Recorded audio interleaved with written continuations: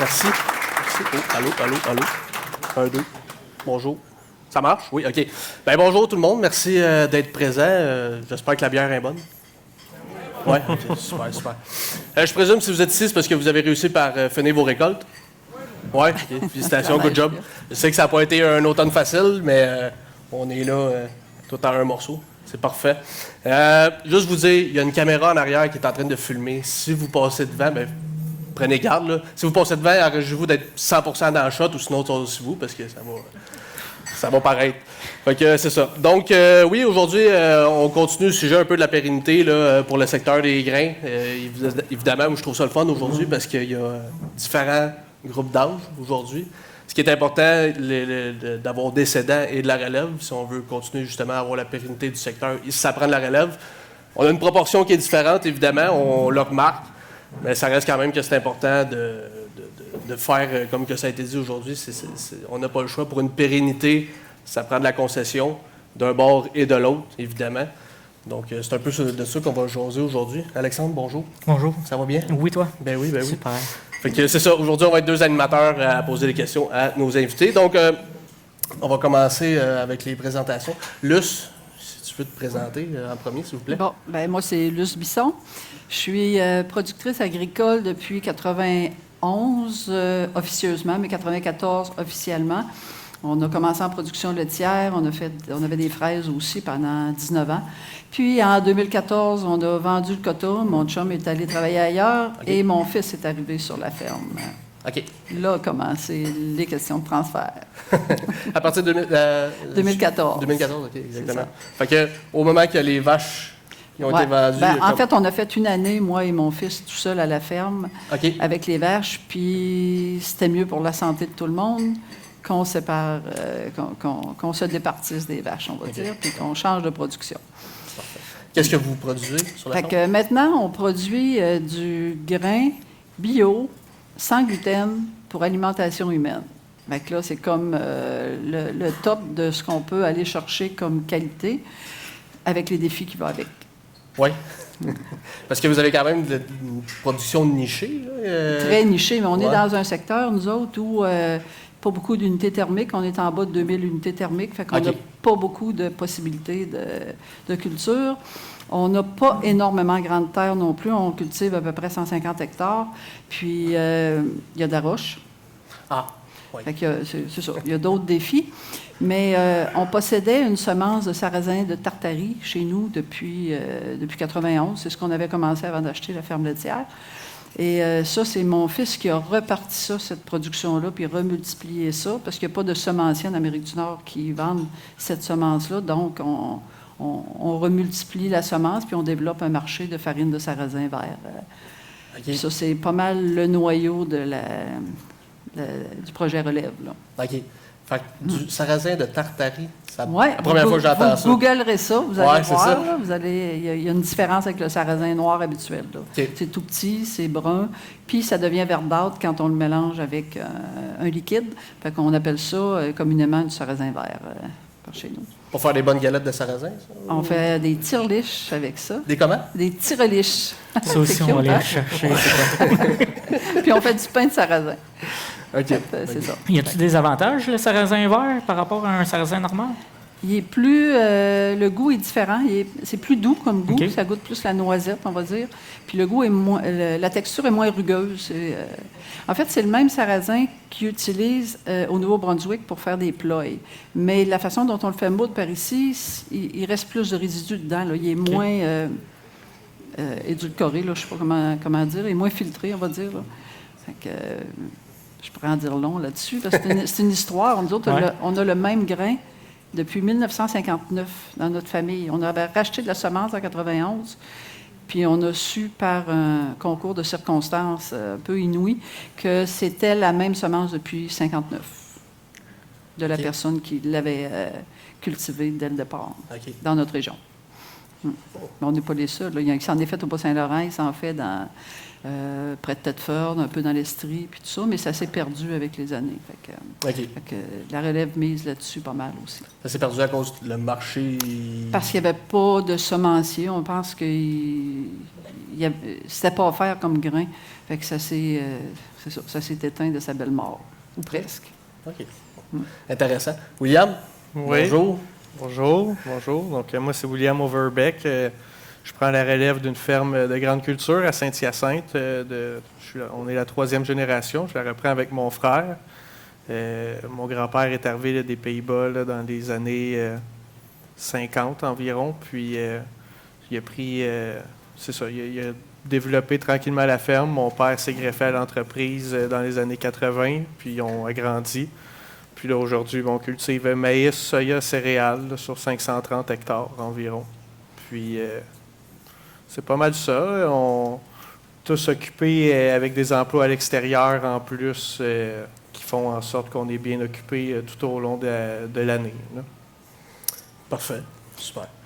Vous avez deviné, il y a, dans les invités, il y a une relève et une cédante. OK? On ne va pas mélanger, là, mais dans le fond, je voulais savoir, ça a été quoi votre... qu'est-ce qui vous a amené à faire le choix de reprendre l'entreprise familiale ou de la céder? Si vous voulez... Je peux commencer, pas de problème. Là. Moi, en fait, j'ai peut-être pas le parcours typique de l'agriculteur. J'ai été faire mon cégep en sciences nat là, pour commencer parce que j'étais pas 100%. Je sentais pas l'appel de la profession à l'âge de 16 ans, là, si on peut dire. Donc, je voulais garder mes portes ouvertes. J'ai été au cégep, puis c'est justement en faisant un 2 ans là, à l'extérieur de la ferme là, que j'ai réalisé que je voulais plus y retourner. Fait que j'ai été faire mon bac en agronomie en continuant à travailler à la ferme la fin de semaine. Fait que c'est vraiment à ce moment-là, c'est un peu le 2 ans à l'extérieur de la ferme, là, à ne pas vivre la vie, voir les récoltes, les semis qui se faisaient, que tu réalises que ça te manque, puis que finalement, c'est vraiment ça que tu veux faire. Donc, ça a été le but initial. Puis je dirais que avec les connaissances qu'on acquérait durant le bac, puis toutes les études, ça l'a amené à avoir un peu une vision de où est-ce qu'on voulait emmener la ferme, puis de développer des projets, si on peut dire, là, de qu'est-ce qu'on veut en faire. Là. C'est pas tout simplement de reprendre puis de continuer à 100% ce qui se faisait, mais de réfléchir à des nouvelles choses qui peuvent être, là, puis d'essayer de les développer puis de les réaliser. Dans quel domaine tu es allé quand tu as travaillé pendant 2 ans à l'extérieur? En fait, j'ai pas travaillé. J'ai des emplois à l'extérieur, mais c'est ça. J'ai fait mon cégep vraiment à Longueuil, là, même pas à Saint-Hyacinthe, là, loin de la ferme. Là, j'étais en appartement, fait que ça m'a emmené à pu vivre à la maison, puis voir la ferme à tous les jours, si on peut dire. Là. Fait que c'est là qu'il y a eu le déclic là, à vivre une vie plus de citadin en ville, là, de plus être à la campagne, là, de réaliser que ça l'a manqué un peu. Ça manquait, justement. Ouais. Là, aujourd'hui, on est avec les producteurs de grains. Vous avez 2 fermes deux productions complètement différentes. C'est quoi qui vous passionne dans la production de grains? C'est Luce, si on peut commencer par... Moi, j'ai 3 mots. Nourrir le monde. Moi, ça a toujours été ça, faire de l'agriculture. Moi, je viens pas du monde agricole. Je suis une fille d'asphalte. J'ai appris l'agriculture par mon chum, puis par des études après. Puis j'ai toujours tripé à produire des aliments. Ça, pour moi, c'est une grande fierté. Là. Qu'est-ce qui me pousse à produire du grain? Ouais. Donc, moi, je dirais, oui, nourrir le monde, effectivement. Puis c'est aussi, je dirais, gérer l'espace qu'on a. Là. Veux pas, je pense que, oui, la mission première, c'est de nourrir le monde, mais il faut aussi comprendre qu'on gère un environnement, si on peut dire, ou la terre en elle-même. Là. Donc, c'est de s'assurer de gérer le mieux possible pour le bien-être de tous, là, tout en justement en ayant une productivité là, qui est la priorité numéro 1, mais comprendre qu'en découle aussi un impact sur l'environnement qui va éventuellement impacter la population là, de la façon qu'on gère nos sols. Oui, c'est bien. C'est une vision à long terme de ce qui est l'environnement, dans le fond. Oui, effectivement, plus large là, que simplement la terre. Il faut comprendre que l'eau qui en découle vient affecter l'eau qu'on boit en tant que société aussi. Là. Fait que c'est ça. C'est la réflexion de gérer la terre pour que tout le monde soit en santé. Là. Ce qu'on mange est très en lien avec notre santé, veut pas, puis ce qu'on boit. Fait que Tu as parlé de boire. Ben oui, c'est ça, je voulais plugger. Là. On a de la bière, justement, à déguster. Il y en a, je pense qu'il y en a une couple qui ont déjà commencé à Mais c'est déguster. drôle. La Jade Passion, justement, si vous voulez en prendre une gorgée, je pourrais... C'est Moi, drôle je- ce que tu dis là par rapport à l'environnement, parce que chez nous, moi, mon fils a pas fait, il fera pas de doctorat, c'est sûr, là. C'est pas sa tasse de thé de faire des grandes études, mais la raison pour laquelle on fait du bio, c'est parce que lui, il voulait plus de pesticides, parce que dans les années où on a fait des fraises, on en met beaucoup des pesticides dans les fraises. On sort souvent avec le pulvérisateur. Ouais. Puis il n'a jamais voulu manger une fraise de sa vie à OK. cause de ça. Fait qu'en vieillissant, l'aspect bio a été bien important pour lui. Fait que le virage bio s'est fait aussi à cause de ça. OK. Parce qu'il n'était pas question qu'on produise du grain conventionnel. Selon lui, il n'y en était pas question. Puis on est dans un environnement où il y a du boisé tout le tour. Fait que pour nous autres, c'était facile. On n'a pas de voisins. Là. On est dans une région où c'est 85 boisé. Là. Fait qu'on est quand même un peu privilégié par rapport à ça. Fait que la vision du transfert, un peu, le commencement du bio a commencé en voulant En même faire temps. un transfert. En même, c'était la raison d'être du transfert, c'était de s'en aller vers une production bio. Ouais. OK. Bon, on va parler du processus de transfert. Luce, si tu veux commencer, c'est quoi vos étapes? Êtes-vous toujours en processus? Oui. Oui, OK. Puis, combien de temps que ça a pris? Ou vous prévoyez encore que ça va prendre? Mettons qu'on commence en 2014, quand Ouais. on a décidé de vendre les vaches en novembre, mais on avait prévu en mai d'abord. Puis finalement, la banque nous est arrivée avec des prospects pour transférer la ferme laitière, des non-apparentés, avec qui ça n'a pas fonctionné, en tout cas. Fait que la vente du quota s'est faite au mois de novembre. L'année suivante, on a fait du grain conventionnel. Puis c'est là que mon fils est arrivé dans le décor après ça. Fait que 2016, c'est là que la transition bio OK. a débuté. Puis le fait qu'on faisait du sarrasin, bien, ça nous a amené vers des grains sans gluten. Là. Fait que c'est beaucoup la relève qui nous a dirigés vers où la ferme est maintenant. On va dire ça comme ça. Puis, mais étant donné qu'il y a moins de formation, fait qu'il y a beaucoup de essais-erreurs. Ouais. Puis on est dans une production où est-ce que c'est très difficile de trouver des conseillers qui connaissent les aléas des productions. On fait du chanvre, on fait du sarrasin vert, évidemment, du sarrasin noir à contrat, on fait du pois jaune et de l'avoine nue. Fait que les conseillers en bio, ils connaissent beaucoup le soya et le maïs, là, sont capables de... Mais les petites céréales, bon, il n'y a pas tant d'expertise là-dedans. Puis en plus, on est loin de tous les bureaux de services conseil. Fait que quand ils se déplacent chez nous, il faut qu'ils se fassent au moins 75 km à chaque fois. Fait qu'ils nous mettent à la fin de leur semaine ou des fois à la fin de leurs 2 semaines de planification d'ouvrage. Fait que le suivi, c'était difficile. On commence à avoir quelqu'un, là. C'est la première année pour dire qu'on a quelqu'un qui met beaucoup d'énergie à se déplacer puis à venir voir nos cultures, là. Fait que la gestion des mauvaises herbes, mettons que ça a été un peu compliqué dans les premières années. C'est ça, parce que là, vous y allez contrôle par mécanique, dans le fond? Ou... On n'a pas tout à fait d'autres. On n'a pas vraiment d'autres alternatives. Là. Ouais. Fait que, Il y a des bonnes rotations, puis contrôle mécanique. Ouais, Contrôle mécanique avec des roches, ça doit c'est amener des contraintes. ouais, c'est ça. C'est ça. Fait qu'il faut choisir nos cultures, puis il faut choisir beaucoup nos rotations aussi. Exact.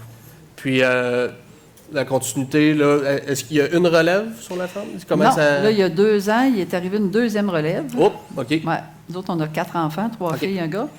Le gars étant le dernier. Et la plus vieille, qui est notre aînée, qui est aussi directrice d'une usine de transformation, a dirigé une usine à l'extérieur, est revenue s'installer dans le coin pour diriger une autre usine dans Bellechasse.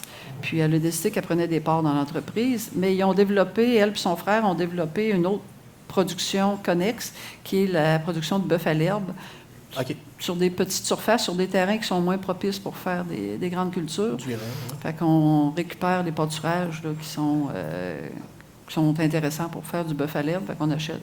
Ils achètent. Ça, c'est comme... C'est au nom de la ferme, mais c'est en parallèle, là, c'est eux autres qui s'en occupent. Ils achètent des petits veaux frais sevrés au printemps, puis on les engraisse jusqu'au mois de novembre. OK. Puis ils sont tous prévendus. Puis ça, c'est la force de la relève qu'on n'avait pas vue, qu'on ne connaissait pas. Méchant bon vendeur. C'est bon. William, votre processus de transfert, vous en êtes rendu où? Oui, ben nous, je dirais, avec la fin de mes études est venue, la fin de ma maîtrise en 2020, ça a été comme un peu en même temps que la COVID, fait que ça m'a amené à revenir à la ferme. Puis depuis ce temps-là, je suis vraiment quasiment à temps plein, si on peut dire. Je suis pleinement actif là, tout au long de la saison à la ferme, là, des semis aux récoltes, puis durant l'hiver, toute la commercialisation du grain. Puis c'est ça, depuis 2020, je suis plus dans les décisions, puis dans l'action, si on peut dire. Puis cette année, là, en 2025, on a fait un premier transfert d'actionnariat de mon père à moi puis mon frère. Mon frère s'est greffé à l'entreprise, je dirais, dans les environs de 2021-2022, qui a commencé à revenir. Lui a fait un bac en comptabilité, a commencé comme comptable, a eu l'appel de la terre, si on peut dire, un peu comme moi, après quelques années. Fait qu'il est revenu à l'entreprise, s'est greffé. Puis là, ça fait un bon 4 ans, justement, là, qu'on travaille tous ensemble, puis même plus que ça, là. Peut-être qu'il est revenu autour, justement, 20, 21, 22. Là, ça commence à dater là, de plus en plus. Puis, c'est ça. Fait que je te dirais que dans le décisionnel, ça fait quand même plusieurs années. Là. Moi, je me souviendrai assez clairement là, que quand j'ai fait le cégep université, c'est un peu différent aussi dans les dates qu'on finit. Tu sais, le cégep finit un peu plus tard, au mois d'avril, mai, comparé au bac, où est-ce que tu finis un peu plus tôt. Fait que ça faisait en sorte qu'au cégep, j'avais pas vraiment le temps d'être là dans les semis, parce la session se finissait trop tard. Qu'au bac, mais tu as le temps d'être là pour les semis de maïs, soya, sans problème. Puis à la fin de ma première année de bac, on avait fait les semis comme ça se faisait tout le temps.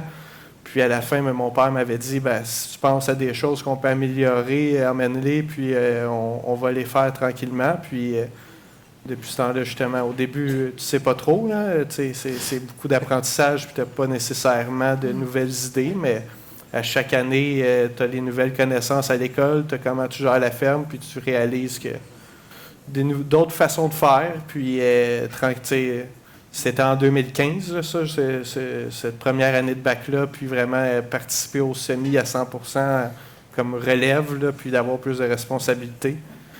Puis, c'est ça, là, depuis ce temps-là, les choses ont quand même beaucoup changé à la ferme, si on peut dire. Là, fait qu'on le voit, transfert décisionnel là, qui s'est fait de plus en plus depuis ce temps-là. Là. On dirait que tout déboule plus vite dans ce temps-là. Hein? C'est comme quand tu commences à prendre des décisions, justement, on dirait que tu t'intègres plus facilement. L'intégration se fait plus facilement, puis tu te sens dans la place. Là. En tout cas, chez nous, mon père était très ouvert aux idées qu'on avait. Là. Il n'était pas fermé. Il nous laisse le champ libre, si on peut dire. Il apporte toujours ses réflexions, puis s'il sent que ça n'a vraiment pas de bon sens, il va peut-être plus bloquer, mais tant que ça a un certain bon sens, jamais j'ai senti qu'il était réfractaire au changement puis qu'il nous bloquait dans ce qu'on voulait emmener. Là, puis c'est ça, c'est à nous de démontrer que ce qu'on veut faire va fonctionner, puis si on le démontre, il n'est pas contre. Là. Pas contraire. J'ai remarqué que dans les deux cas, c'est deux fermes différentes, mais il y a eu de l'ouverture des cédants pour intégrer la relève là, et des nouveaux projets. Dans les projets, vous avez parlé de la production bio, la production de bœuf à l'herbe. Dans ton cas, y a-t-il eu des investissements ou des nouveaux projets qui ont eu à être faits pour intégrer ton frère? Parce que êtes-vous temps plein les deux à la ferme? Avez-vous des emplois extérieurs aussi? C'est ça. On a les deux des emplois à l'extérieur qui, durant l'été, prennent un peu une pause, puis durant l'hiver, mais reviennent plus à temps plein. Là, fait que c'est de jauger tout ça. C'est sûr que j'ai pas encore tout à fait fini mes études non plus. Fait qu'il y avait un peu de ça qui prenait de mon temps, ça va arrêter cette année.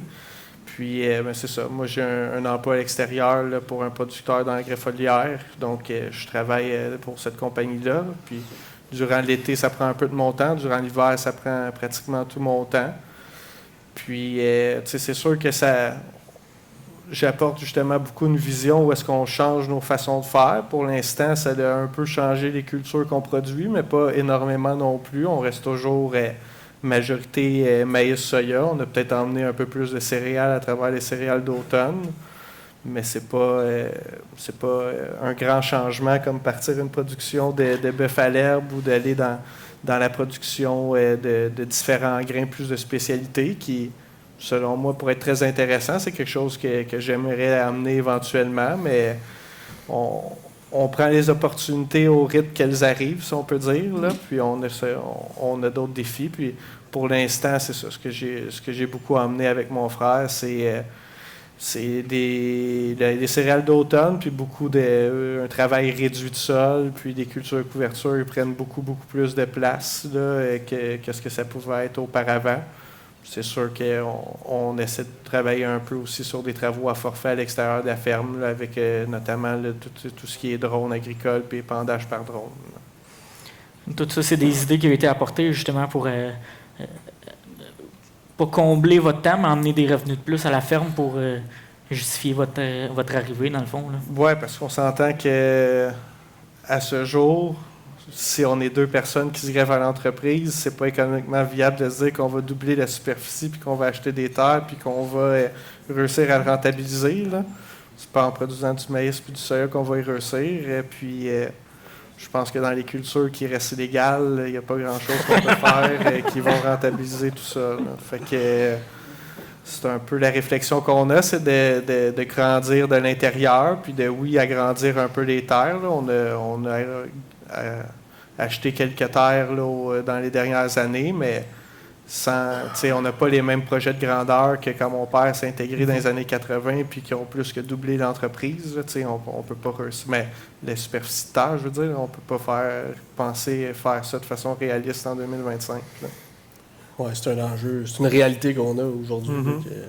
Ça prend des façons différentes de s'intégrer, justement.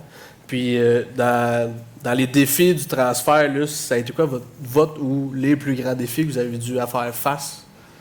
Je dirais le défi humain, là, OK.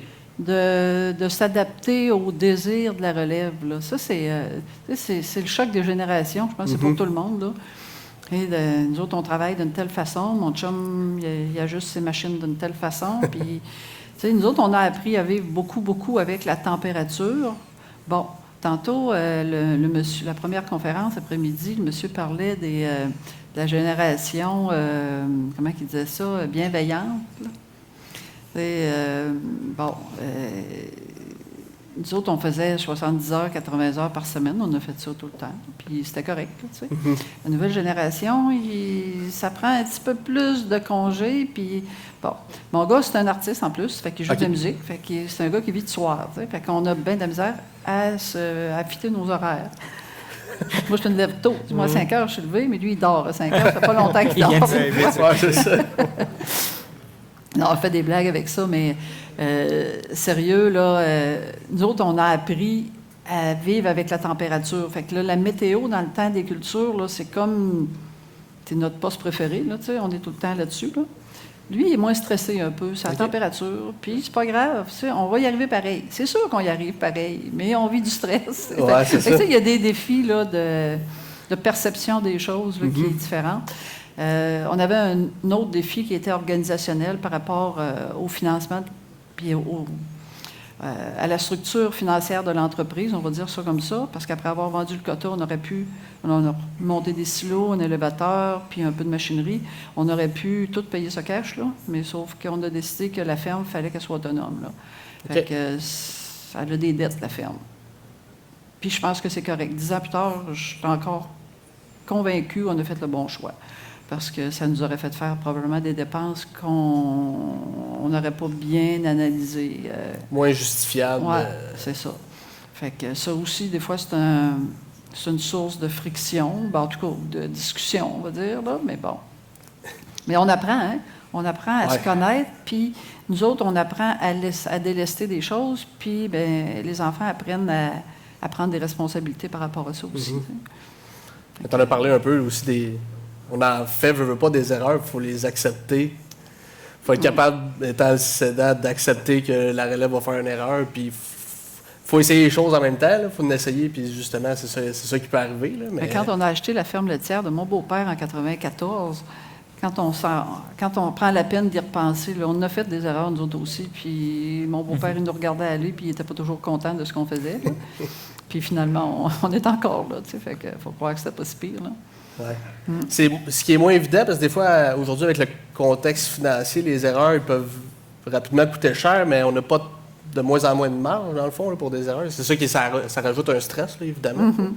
C'est sûr, mais faire face aux défis générationnels, là, ça arrive. Oui, puis là, le fait que tu as une culture par année, tu peux pas te reprendre. Là. Quand on avait des vaches, tu pouvais en perdre une ou deux, mais tu venais à bout de te reprendre dans ton année. Mais là, tu peux pas...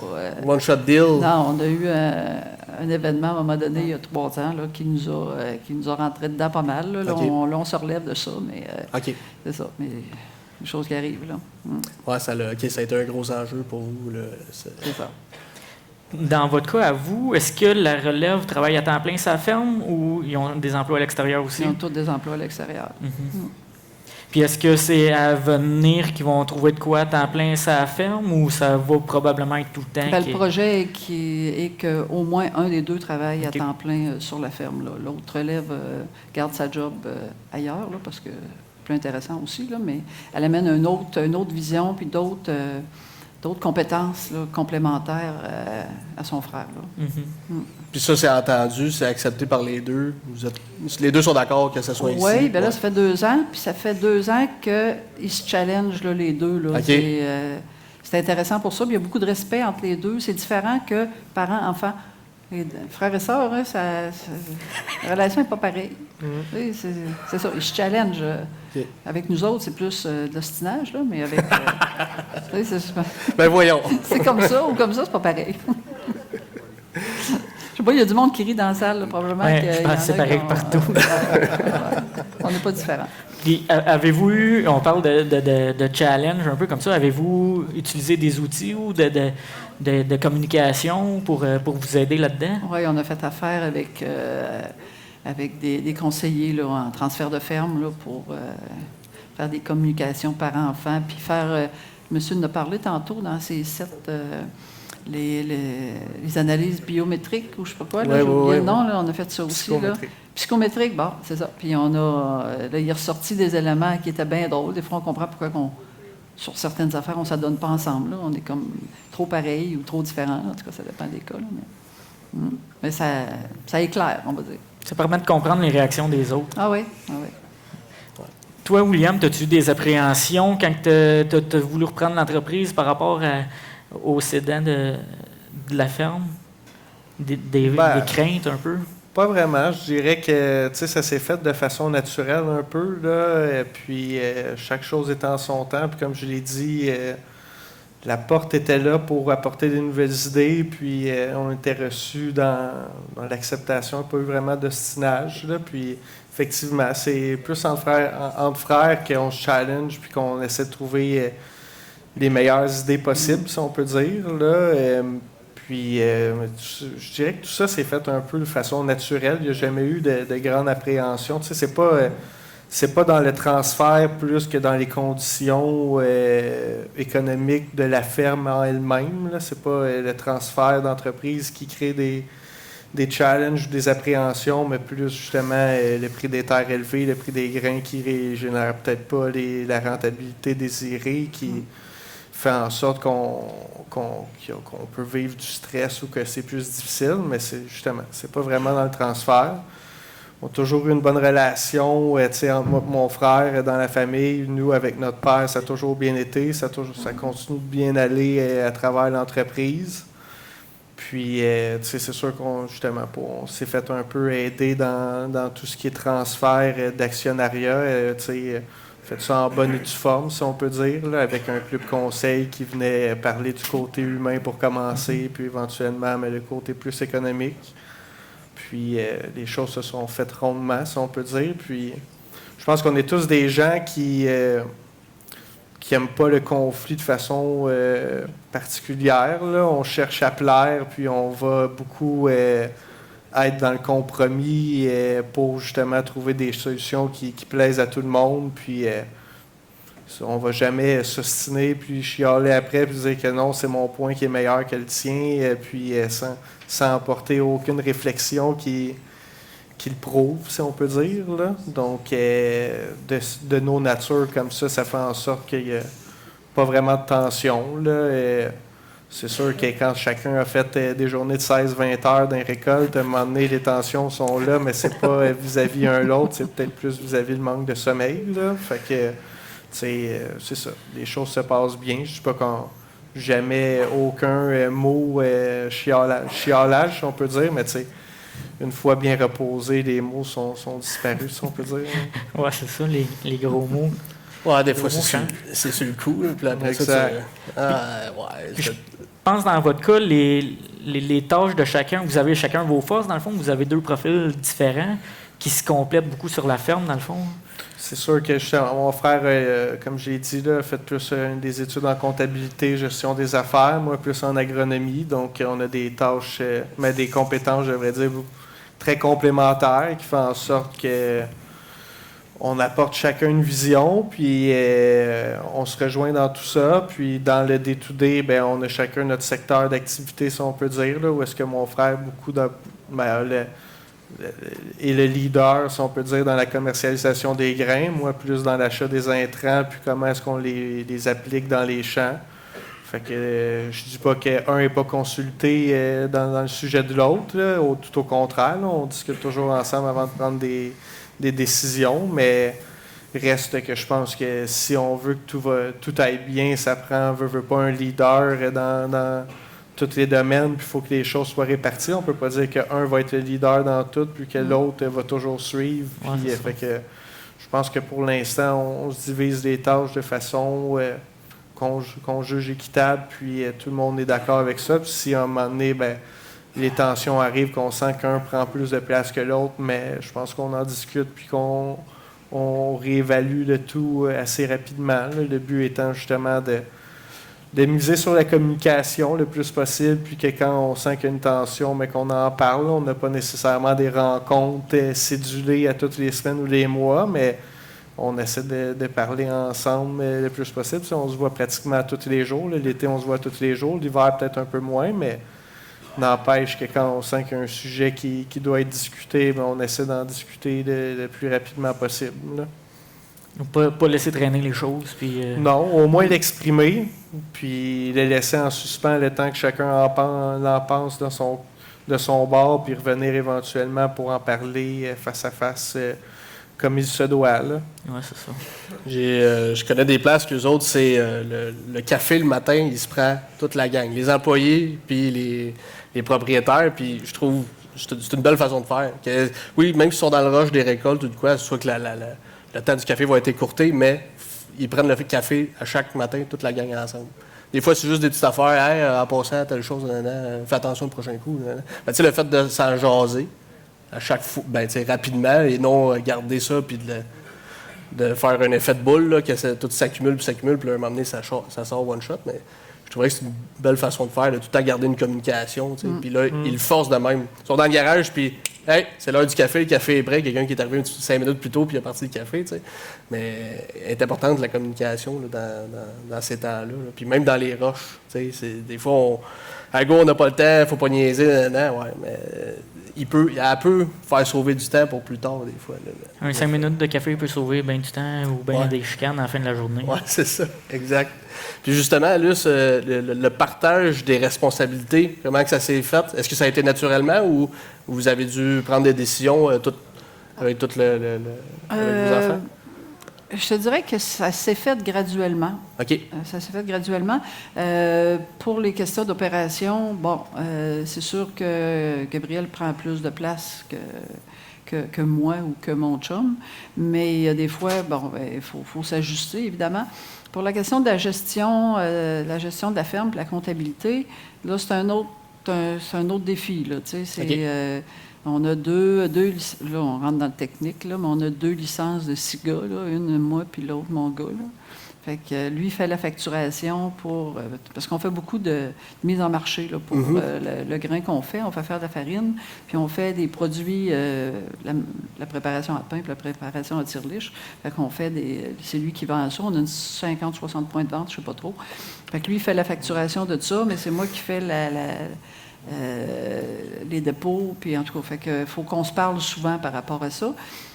Puis c'est correct, là. Je trouve que c'est une pas pire façon d'assimiler la gestion de la ferme aussi, tu sais, parce que c'est facile que les factures arrivent chez nous puis que ce soit moi qui les paye. Il faut que tout le monde les voie aussi. Là. Ça, c'est un défi là, de faire, de trouver un moment pour partager toutes ces informations-là, parce que c'est un peu plate, des fois, partager les factures qu'on a... je sais que quelqu'un a brisé. Non? Bon. J'ai perdu un morceau. Je sais pas. Il arrive tant quelque affaire. Hein, je sais pas pourquoi. J'ai arrêté de chercher un morceau pour le bras du souffleur tantôt en montant. Puis bon, j'ai envoyé la photo puis le prix. Là, bon, on a dû faire attention. Le prochain coup, là, c'est ce qui s'est passé. Bon. Je ne dois pas être la seule là, qui vive des affaires de même. Mais ça ce bout-là, là, c'est le bout que je trouve le plus difficile. De conscientiser puis faire le transfert de pouvoir ou de compétences là, pour la gestion de la ferme. Là, ça, je trouve ça plus rock'n'roll, mais bon, on va y arriver. Là. Ça prend du temps. Hein? Tout est long. Tout est long parce qu'il faut prendre le temps de tout faire, puis de tout apprendre, puis de tout partager. Fait que, bon. Puis vous trouvez ça plus difficile parce que vous aimeriez qu'ils prennent le lead plus rapidement, ou c'est parce que vous allez... Probablement que moi, je suis plus pressée à partir. Moi, je suis prête à partir. Oui, OK. Oui, c'est ça. OK. Je suis prête, mais bon. Ben, c'est ça. Ça fait que vous aimeriez ça qu'ils Il y a prennent tout un plus... petit décalage. On n'est pas tous à la même vitesse. Ouais. Chacun a sa vitesse. Puis chacun a ses domaines où est-ce qu'il a sa vitesse à lui. Dans la vente, moi, je suis boréenne, mais mon gars, lui, il pousse. Fait qu'il faut transformer. Fait que là, il me met de la pression pour transformer. Lui, il vend, c'est parfait, là, c'est good, là, tu sais. Mais pour d'autres choses, ben, c'est l'inverse. Fait que, bon, on s'adapte, là. Souvent, on entend le contraire, que le sédan est long, il colle, ouais, c'est ça, qui peut être plus long à débarquer. Peut-être que si c'était mon fils qui était sur la chaise ici, peut-être qu'il vous dirait l'inverse. C'est ma vision, tu sais. Oui, c'est ça. Peut-être tous les sédans, ils nous disent ça. Ouais, Puis, justement, vous avez vu les deux côtés. Vous avez été relève là, quelques années. Là, vous êtes sédant. C'est quoi la différence entre quand vous aviez pris la relève versus aujourd'hui? C'est quoi les différences versus quand vous avez pris la ferme puis aujourd'hui? J'ai envie de dire qu'il n'y a pas tant de différence. Okay. On a peur pour la génération suivante. On veut qu'ils réussissent. On veut pas qu'ils se pètent le nez à quelque part, la margoulette. On veut qu'ils fassent juste des bons coups. On voudrait qu'ils ne fassent pas nos erreurs. On voudrait, bon. Il n'y en a pas tant de différence, finalement, fondamentalement. Mais bon. Puis un peu plus tôt, on a parlé dans la journée, là, on a parlé de délai de transfert, qu'avant, ça se faisait plus rapidement qu'aujourd'hui. Est-ce que ça a été le cas pour votre ferme? Nous autres, ça a pris 2-3 ans là, quand on a acheté. Maintenant, ça fait presque 10 ans plus que 10 ans qu'on travaille là-dessus, mais on va y arriver là. Oui, c'est ça. Puis William aussi, dans ton cas, c'est quand même un délai plus qu'un an, là. Oui, c'est vrai. C'est sûr qu'elle veut pas... je pense que mon père a encore une volonté d'être impliqué à la ferme. Fait que le transfert se fait sur le temps qu'il veut être impliqué. Tu sais, mon père, avec son père, on travaillait ensemble pendant, pratiquement 20 ans. Là. Donc, je pense qu'éventuellement, c'est un transfert, mais c'est aussi une volonté. Puis tant que lui a la volonté, ben, le transfert va continuer, si on peut dire. Ou, tu sais, dans le sens, tu sais, déjà à ce jour, je pense qu'on prend la vaste majorité des décisions. Mon père fait ce que ça lui tente de faire à la ferme, puis des fois, ça lui tente de faire des choses, ça nous tente aussi, puis le but, ben, c'est de réussir à le pousser pour qu'on puisse le faire, là. Mais, c'est justement, je pense que le transfert prendra le temps qu'il faut, puis on a la volonté de prendre la relève, puis de faire les tâches, puis je pense que l'actionnariat proprement dit, dans le day-to-day, ça ne change pas grand-chose, d'avoir 100% des parts, 20%, 0%. Au final, si on est là pour faire les semis, pour faire les arrosages, pour faire les récoltes, pour tout faire, ben, c'est surtout ça, selon moi, le transfert de l'entreprise. Là. Fait que, puis du côté comptable, mais mon frère aussi a justement un gros désir de reprendre la gestion, reprendre la comptabilité. Fait que je pense que, point de vue global, la ferme, on a tous les aspects, la relève est intéressée à prendre tous les aspects là, de faire rouler la ferme. Fait que après ça, ben, comme je l'ai dit, là, c'est au rythme que mon père se désintéresse de certaines tâches, mais on est là pour prendre la relève. Puis quand il reste intéressé trop longtemps, on met de la pression pour qu'il se tasse. Hey, c'est bon, il est là en plus. Hein? C'est bon, tu réponds, pas de trouble. Parfait. Justement, si vous l'emmenez, j'ai perdu mon idée, mais on fait face à des défis, je veux pas, des enjeux, OK, étant la relève et tout, mais selon vous, vous pouvez répondre à chacun votre tour, c'est quoi la plus grande opportunité qu'on a en tant que relève dans le secteur des grains? Moi, je pense que, comme j'ai dit tout à l'heure, c'est, en tout cas pour moi, qui prend la relève d'une ferme déjà établie, là, qui ne part pas de rien, mais c'est la chance de produire. Je pense que quelqu'un qui partirait de rien ne pourrait pas le faire. Puis c'est de gérer cet environnement-là. Tu sais, veut pas 530 hectares pour quelqu'un qui vit en ville, c'est quelque chose d'imaginablement grand. Là. Mm-hmm. Puis de pouvoir le gérer, puis de l'impact que ça a sur l'environnement, puis éventuellement sur la société, bien, c'est toute une opportunité, là, quelque chose que quelqu'un qui n'a pas des millions en héritage jamais pourrait envisager avoir. Là. C'est une chance presque unique qu'on a. La proportion est vraiment petite pour toute la population, là, la relève. C'est ça. Fait que oui, c'est vrai que c'est une chance de pouvoir prendre une terre et de la cultiver, c'est vrai. Luce, opportunité pour la relève, comment vous voyez ça? Moi, je dirais que dans le cas, en tout cas de mon fils, je pense que le désir de créer quelque chose, de créer une entreprise nouvelle, ça, c'était très fort pour lui. Puis c'est ça qui va avoir réussi, malgré tout, parce que là, on a une étape qui, c'est complètement différent, là, le type d'entreprise est complètement différent, mais on a une étape qui était vide. Là, ils ont installé un crible, là, ils vont installer un moulin à farine, ils se sont achetés un moulin, là, ils vont installer ça bientôt. Là. Fait que, ils amènent la ferme où est-ce qu'ils vont la dessiner comme ils veulent l'avoir. Ça va être complètement différent de ce qu'on a fait dans les 30 dernières années, mais ça va être à leur image, eux autres. Là. C'est un beau projet là, pour des jeunes. Là, c'est comme quelqu'un qui se construirait une maison et qui la ferait lui-même là, avec l'aide de ses parents. Là. C'est un peu ça. Parce que nous autres, on ne vend pas la ferme. Le projet n'est pas de vendre toute la ferme. On morcelle, en fait, là, parce que nous autres, on a un gros bloc de terre. Je disais tantôt, c'est très boisé dans notre secteur, puis la ferme n'a pas besoin de bois. Fait qu'on garde la partie plus boisée. Puis il y avait un défi de CPTAQ, là, ben on est là-dedans. Là. Mais on devrait y arriver. Là. Fait que votre plan, c'est de morceler? Oui, ben on vend des équipements, puis des bâtisses, puis du terrain cultivable. Puis on leur vend moins de boisé. On va dire ça comme ça, mais nous autres, on était tous dans un bloc, là, ou presque tous.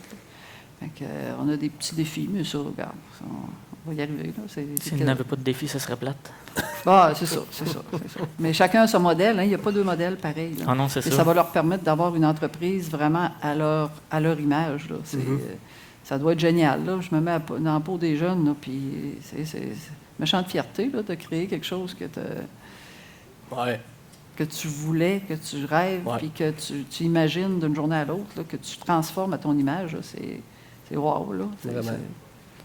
Ça a-tu été toujours... Avez-vous toujours vu une relève, mettons, quand les enfants étaient plus jeunes, avez-vous senti qu'il allait tout le temps être qu'il allait probablement reprendre la ferme? Ou? Ah, mon fils, oui, probable. Ouais. Ça a sûrement affecté des décisions que vous avez prises au fil du temps? Oui. Oui, c'est ça.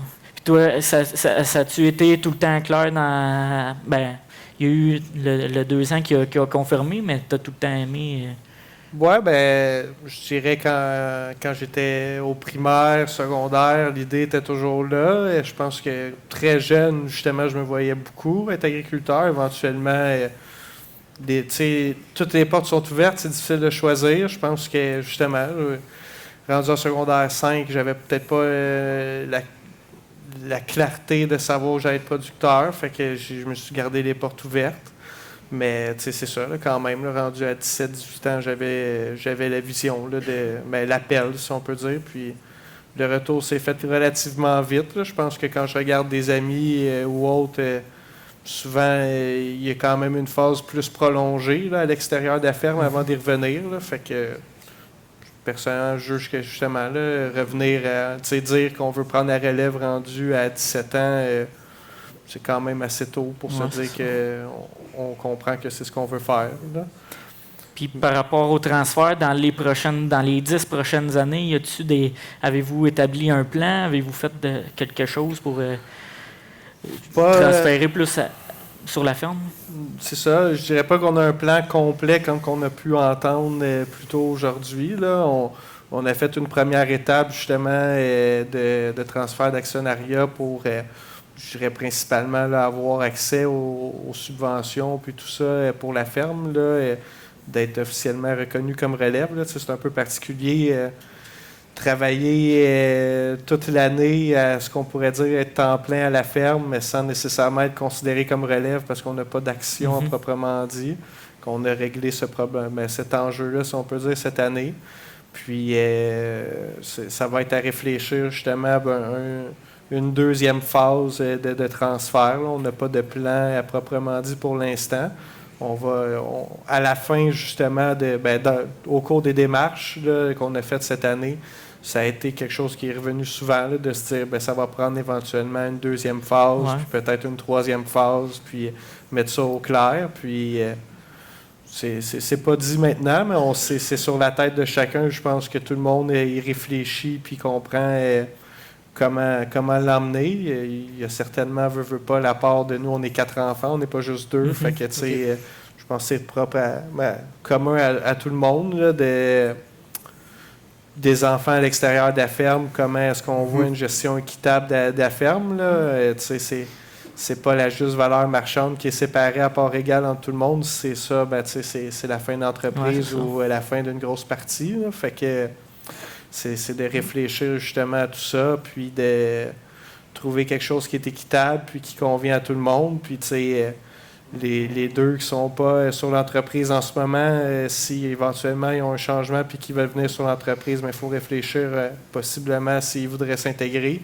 Puis même éventuellement, comment réfléchir nous-mêmes, notre transfert. Là. On est encore jeunes, on commence à avoir des enfants, mais faut y réfléchir déjà, je pense, là, dans la façon que nous, on transfère puis qu'on obtient les parts, mais comment est-ce qu'on réfléchit au transfert à la génération subséquente là, pour que ce soit facile, puis que, justement, là, s'il y a des enfants qui ne sont pas issus de moi ou mon frère, mais tu sais, que, mettons, des enfants qui sont à l'extérieur de la ferme, mais est-ce qu'eux s'ils ont un intérêt, mais est-ce qu'on...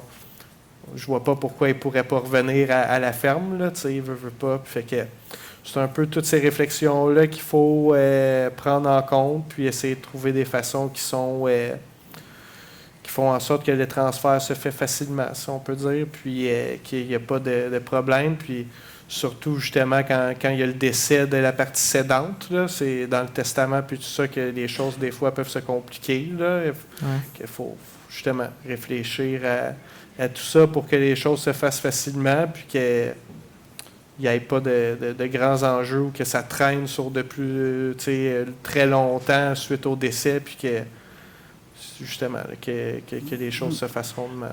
C'est fou quand même que tu es en train de prendre la relève, puis tu penses déjà à transférer, déjà d'établir un début de plan pour transférer à de la relève potentielle, dans le fond. Là. Je pense qu'on motive la relève avant même qu'eux-mêmes, qu'il y ait le plan de transfert. Là, veux pas, si ton enfant te voit travailler en fou toute ta vie, il sera peut-être pas intéressé, surtout si tu n'y emmènes pas des conditions intéressantes au départ. Là. Fait que je pense que nous-mêmes. Là, on a été intéressés à prendre la relève de la ferme à travers des conditions de travail qui étaient intéressantes quand on commençait à travailler à la ferme. Là, fait qu'il faut réfléchir un peu à emmener les mêmes opportunités à notre relève. Oui, c'est ça. Dans votre cas, dans un avenir de 10 ans, est-ce que vous avez un plan d'établi? En fait, chez nous, ça a commencé tranquillement en 2014, là, puis toute la transition bio a pris beaucoup de temps, là, et beaucoup d'apprentissage. Puis il y a 2 ans, on a mis un deadline. Puis il a fallu mettre un deadline. Okay. Ça nous a aidé tout le monde. Puis c'était pas contraignant. C'est juste, on avait un goal, puis il fallait l'atteindre. Fait qu'à partir de telle date, il faut que les enfants aient un plan de marche qui soit sérieux, puis qu'on ait un certain nombre de démarches de fait. Okay. Puis ça nous a aidé beaucoup là, dans notre cheminement, parce que sinon, ça traîne, hein? Puis c'est compliqué d'avoir un rendez-vous avec un fiscaliste, puis avec l'évaluateur, puis avec un paquet d'affaires. Ça prend beaucoup de démarches là, pour ça. Puis on ne peut pas toutes les faire tout en même temps, c'est une après l'autre. Là. Puis il y a des fois, tu fais une démarche, puis finalement, ça t'en prend une autre que tu n'avais pas imaginée. En tout cas, fait que avec un deadline, on dirait que ça a encouragé tout le monde à mettre l'énergie, une partie de son énergie au-delà de la production, puis de faire tourner les affaires, puis de vivre notre vie, à arriver à un transfert qui va se faire dans une date qui fait l'affaire de tout le monde. Oui, c'est ça. C'est bon. Puis, objectif. Ouais. Puis, les services de drone, William, tu as commencé ça en quelle année? Ça va faire 3 ans. On a acheté le drone en 2021. OK. En novembre 21. Vraiment, après les récoltes, tout était fini. Fait que l'objectif était premièrement d'utiliser à la ferme, mais on savait qu'en développant des connaissances sur l'utilisation de ces drones-là, veut pas, il y aurait une demande à l'extérieur. Puis je pense que le coût était quand même imposant du drone là, pour seulement l'utiliser à la ferme. Fait qu'on a eu justement là, l'intérêt d'offrir le service à forfait dans le but d'occuper un peu plus de temps, puis aussi rentabiliser le drone, parce que des technologies qui deviennent rapidement désuètes. Fait que si on voulait rentabiliser le drone sur son temps de vie utile, il fallait l'utiliser en dehors de la ferme. C'est pas juste la ferme qui allait l'amortir, si on peut dire.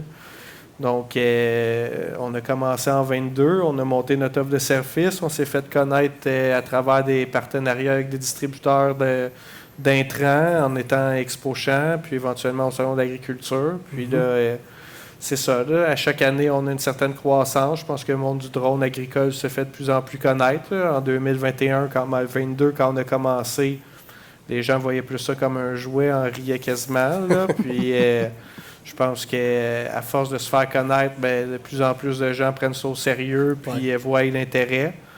Et puis, tu sais, veut pas, à force de réaliser des projets, puis de les documenter, puis de montrer leur réussite, les gens se font convaincre de cette façon-là. Et donc, c'est ça, là, tu sais, à chaque année, on augmente de quasiment 50 à 100% le nombre d'heures de vol qu'on a avec nos drones. Et cette année, on a loué un 2e drone pour l'automne pour réussir à combler la demande, parce c'est sûr qu'on n'y arriverait pas avec juste un drone, puis même à 2 drones, on n'a jamais été aussi occupé. Là. Dans le mois de septembre, sur 30 jours, on a semé 28 jours. Là.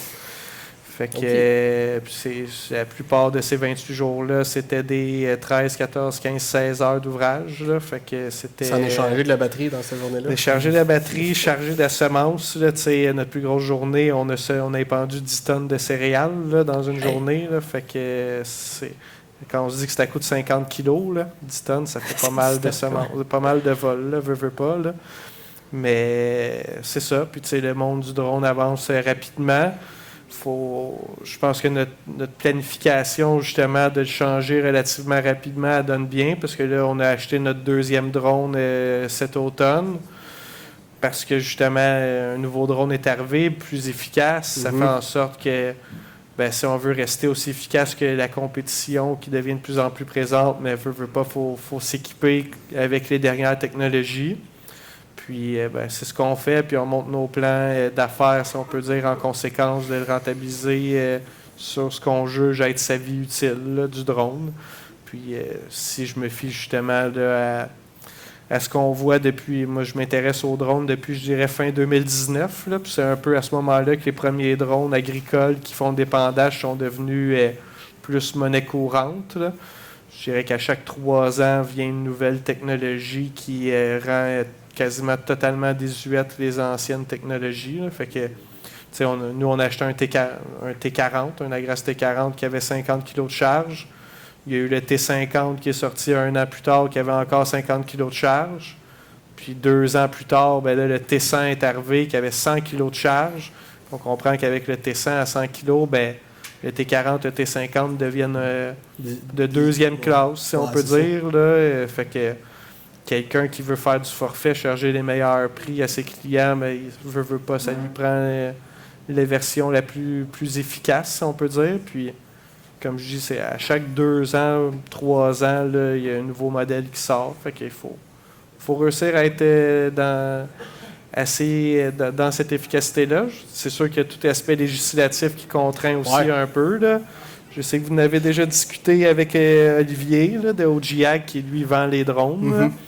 Mais c'est ça. On ne peut pas arroser de pesticides au Canada. Éventuellement, ça va venir peut-être tranquillement. Là. Je pense qu'avec les essais qu'on fait entre les branches, on entend que 2026, il va peut-être avoir des premières homologations. Ça va emmener des nouvelles opportunités pour nous en tant que forfaitaires. Puis la chance de rentabiliser le drone encore plus rapidement, mais en parallèle des investissements parce que ça prend le trailer avec le système pour remplir le drone qui est assez efficace. Là. Donc, c'est plus d'investissement, plus de revenus potentiels. Puis, ce côté d'emmener cette innovation-là, ça a-tu été un moyen d'intégrer l'entreprise, la ferme? Ben, ça a été un moyen de faire plus d'heures qui sont rentables pour la ferme, si on peut dire. Là. Et, je pense que oui, ça a été une manière d'augmenter la productivité de la ferme, si on peut dire, là, économique, mais je pense pas que c'était un besoin absolu. Là. On aurait pu continuer à cultiver sans avoir tout ce volet-là, puis s'en sortir relativement bien, surtout qu'on a des emplois à l'extérieur. Fait que ça vient un peu rajouter une charge de travail, mais moi, c'est vraiment... j'ai une certaine vision de où est-ce que ce que je juge qui est pertinent pour la ferme, ce qu'on devrait faire. Puis les drones en faisaient partie. Là. Moi, c'était les drones pour faire des semis de culture de couverture. C'est un nouvel outil qui nous permettait de faire des semis qu'on ne pouvait pas faire avant. Puis, ça l'a débouché éventuellement jusqu'à faire offrir le service de drone puis devenir un peu une référence dans tout ce domaine-là. Puis, on continue tout ça. Puis, c'est ça. Là, c'est devenu une nouvelle passion qui se développe puis qu'on amène, mais c'était pas nécessairement un prérequis pour intégrer l'entreprise en tant que telle. OK, super. Ben écoute, on a déjà notre heure de fête. Je vais vous poser une dernière question. En un mot ou une phrase, là, ce que représente la relève pour vous, c'est quoi? Moi, personnellement, je pense que j'irais avec le fait que c'est une chance inouïe là, de cultiver la terre puis de nourrir les gens de la façon qu'on juge adéquate. Là. Ça serait la façon que je pourrais le résumer le mieux. Là. C'est ça, la relève agricole. C'est une chance qui est hors de la portée de tous. Là. Juste. Un mot, fierté. Fierté? Quand même, parce que moi, j'ai commencé dans le monde agricole. Je l'ai dit tantôt, je ne connaissais rien. J'ai commencé à m'impliquer à l'UPA par la relève agricole, après ça, dans d'autres instances. Puis j'ai toujours été sensible à la relève. Puis j'ai toujours aimé ça un peu comme détecter les administrateurs qui avaient du potentiel là, dans les jeunes. Là. Puis ça, pour moi, ça a toujours été une fierté là, d'accompagner puis d'encourager la relève. Là. Autant au niveau syndical que sur la ferme et tout. Parce que ça aurait été facile. Ça serait facile de tout vendre à quelqu'un d'autre. Là. C'est bien plus facile. Bien plus simple. Là. Mais le thème d'aujourd'hui, c'est la pérennité. Puis la pérennité de la relève et des entreprises, ça passe par là. Fait que ça prend des... C'est ça. Faut avoir des motivations qui sont autres que juste monétaires. On s'entend, là. Bon, faut que le signe de pièce suive, là. Mais bon, il y a d'autres considérations plus humaines, on va dire. Exact. Mm. Exact. Puis, un conseil à la relève ou aux cédants que vous donneriez? Pour se parler. Communication. Ça revient souvent, ça. J'irai avec la même chose. Je pense qu'il faut se parler, il faut se donner la chance. Puis, c'est ça. Je pense qu'il faut avoir une certaine patience c'est ça. L'appel va pas nécessairement, la relève va pas nécessairement se manifester aussi rapidement qu'on peut l'espérer. Puis il faut justement cultiver cette relève-là, si on peut dire, là, et laisser les opportunités ouvertes pour qu'elles reviennent à la terre quand elle sent que c'est le moment. Là. Bien répondu. Bien, Luce, William, merci beaucoup d'avoir participé, puis de vous être ouvert à la discussion. Merci beaucoup à l'organisation de nous avoir invités à venir faire un enregistrement devant tout le monde. Merci au public d'avoir été là. Vous avez été parfait. On vous a pas entendu. Puis, non, c'est bien correct. Donc, c'est ça. Fait que merci, Alex. Mais merci à toi, John. De ta participation. Donc, on vous souhaite une bonne fin de journée. Puis, à la prochaine. Joyeux Noël. Joyeux Noël, oui.